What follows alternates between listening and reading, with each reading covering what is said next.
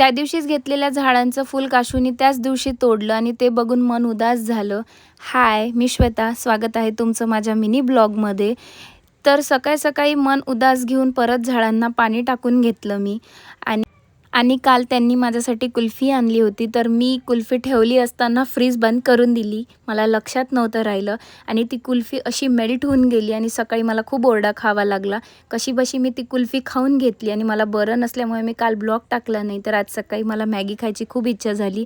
माहेरी तसंच होत होतं, मला जेव्हाही बरं नव्हतं आणि मी मॅगी खायची तर घरच्यांना वाटायचं की ती 1-2 दिवसात बरी होऊन जाईल, पण आता तसं होत नाही.